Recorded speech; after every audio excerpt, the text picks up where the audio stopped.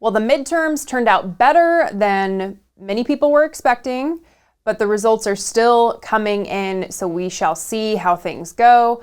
I'm Brittany Page. This is the Page Perspective. Thank you so much for joining me today. Please remember, by the way, to like and subscribe. About half of my views right now are coming from accounts that are not actually subscribed to the channel. It helps me so much if you subscribe, so I would really appreciate that.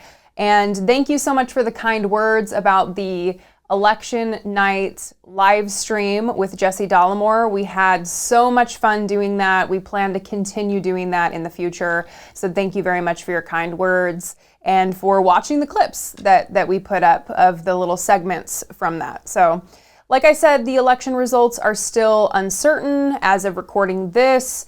The House is leaning Republican, it looks like. Maybe, we'll see. Democrats still have a chance.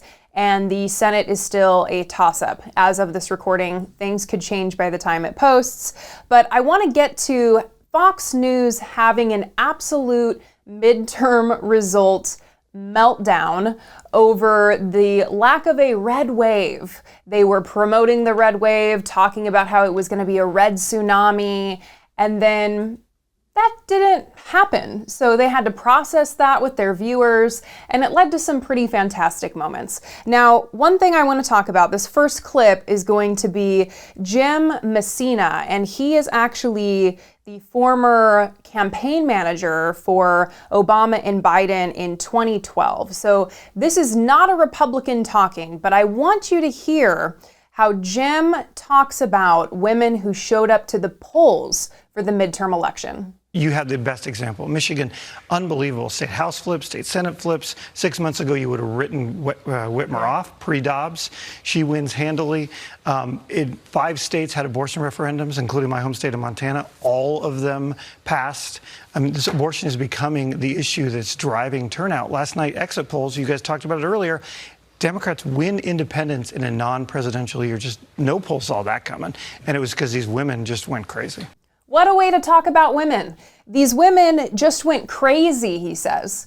Well, I wouldn't phrase it like that. Don't think it's great to phrase it like that. Hope you didn't mean it like that. I think mostly women just don't want to die, and they don't want kids who get raped to have to travel across state lines in order to obtain abortions. They don't want them to have their life trajectories determined by a rapist, like those in the Republican Party apparently want.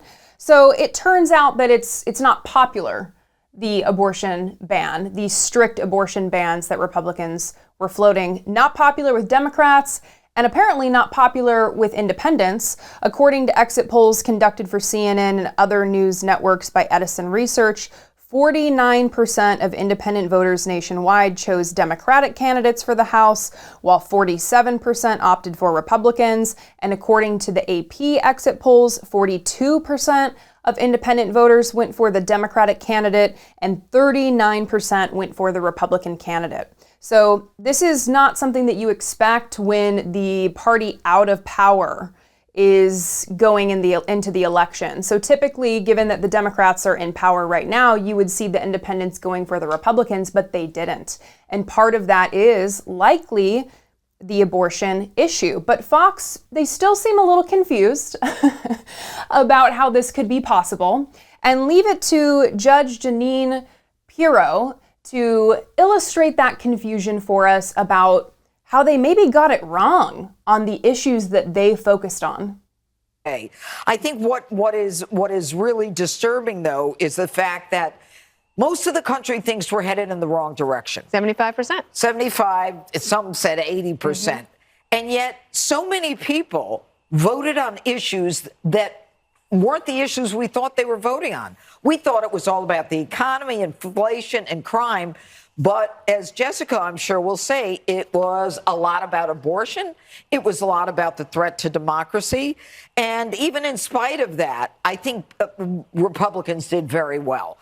So many people voted on issues that weren't the issues we thought they were voting on. And then she goes on to talk about the economy, inflation, crime, that voters tended to care about abortion, and the threat to democracy. Well, you know, abortion is an economic issue, and that seems to be a point that Republicans really struggle with, but it's true.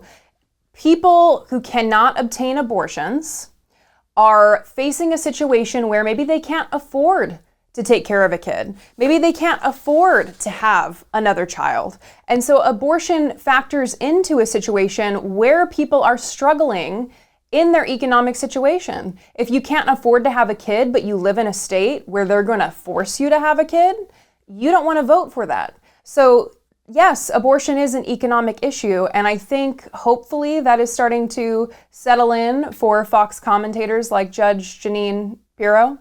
We'll see. But Fox continued with this midterm meltdown. This time, my favorite terrible person, Jesse Watters, who laughs about homeless people dying. And if you don't know what I'm talking about, you can go see my takedown of Fox News' homeless propaganda, which I will have linked below in the description. But this time, he's not laughing at homeless people dying. This time, Jesse Watters is having his own midterm meltdown. Bunch more House Republicans are going to come in through the West Coast. You think this is going to be a nail-biter? They're going to have the House. It's not going to be the biggest margin of all time. It's going to be bigger than they say it is right now. Yeah. But this was a red wave, if you're looking at in Florida. Stacey's no longer with us. She's going to go back to writing erotic novels. Abbott won. Beto, bye-bye. Find another office to run. There's just not the hatred for Joe Biden that there is for Barack Obama and for the Clintons. There's not a hate Biden vote that's out there. You know, when you go with Trump's on the ballot, there's that hate Trump Democrat vote. People just don't feel the same passion against the guy that they also feel he's just for a other really people. nice guy. And we have a problem demographically. Single women are voting for Democrats by 30 points. 37. 37 points. Yeah. And in urban America, they're cleaning our clocks in the cities. Cleaning our clocks. I'm not saying anything nefarious is going on, but they are cleaning our clocks in the cities, and we're giving it away. And the fact that these youth voters are coming in so strong on an off year is very concerning. It looks like they've been brainwashed. This new generation is totally brainwashed because a lot of these single women who vote 37 spreads for Democrats are teaching all of our younger generation in these schools, and they're polluting their minds, and then they grow up, and then they're in their 20s, and then they vote for leftists. Where are we? We are coming to you for your reactions of anything you want to say. I can't get wrapped up in this. I don't see what the problem is. I didn't need a red. Did you hear that? Did you hear that at the end? Greg Gutfeld, one of the hosts of The Five with Jesse Watters, saying, I don't see what the problem is, guys. I didn't even want a red wave. I didn't even want the Republicans to win. It seems like things are going well over on Fox News. We really believe you, Greg, that you didn't even want a red wave. You didn't even want it. You didn't want the Republicans to win. We believe you. So we don't yet know, as you heard Jesse Watters say, that the Republicans are likely going to take the House. We don't know that yet. We'll see. But look at this. He's scared. This is fear. He's scared. He doesn't know how to process the fact that they got it so wrong when they were talking about this coming red wave. And I love to see Jesse Watters scared. And what is he scared of? He's afraid that the Republicans are not going to be able to win over young people and people in cities. You just heard him talk about that. And this is really a lesson to Democrats. What mobilizes people? Well, it mobilizes people when you work to improve their lives, when you work to improve the economic conditions of this country to the point where people start to feel the ramifications of public policy that actually helps them. That is when you will see people show up to the polls and elect Democrats. So this is a lesson to Democrats, but it also begs the question, where does this leave Republicans? And they're starting to shed the vestiges of the power that Donald Trump had over the party. They're starting to distance themselves from Donald Trump. And it's happening faster than I certainly thought it would. And there's a clear example of this today on Fox's Outnumbered, when one of the hosts specifically begs Donald Trump not to run again.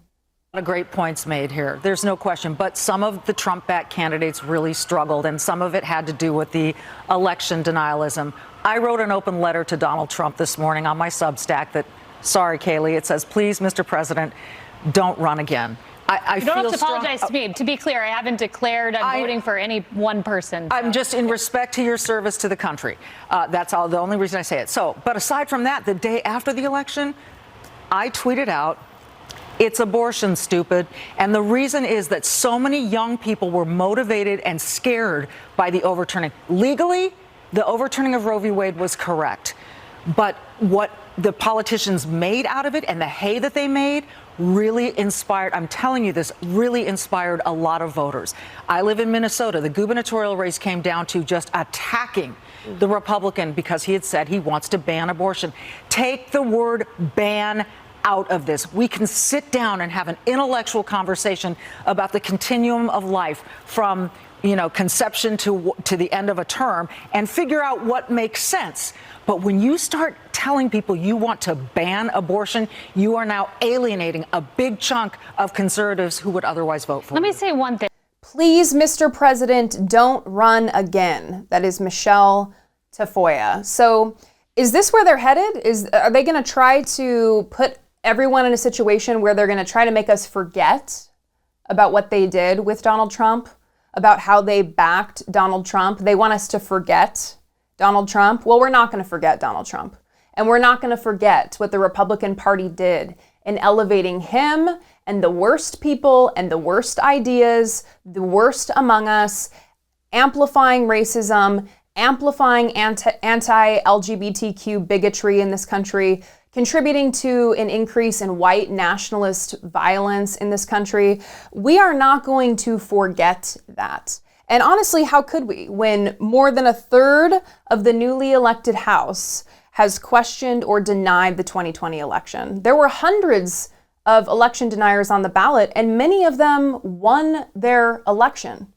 Yes, hundreds on the ballot, many of them won, and they are elected. So you're not going to be able to get away from the influence of Donald Trump that is already within the Republican Party. You can say it's time for us to move on because the candidates that he selected did not do well. It's time for us to move on. But we are not going to forget what the Republican Party tried to do with Donald Trump.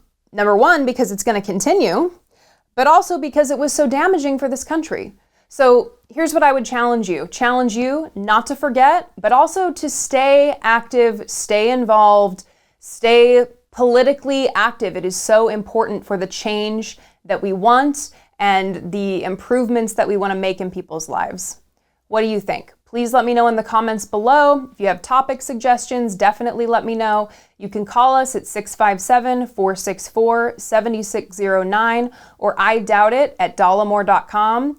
Again, I'm so excited to be doing this. It's new for me, but we are growing and we are getting to where we want to be. So I appreciate you joining me on this journey. I hope you have a fantastic weekend and hopefully there's some good news to come with these midterm election results. Take care.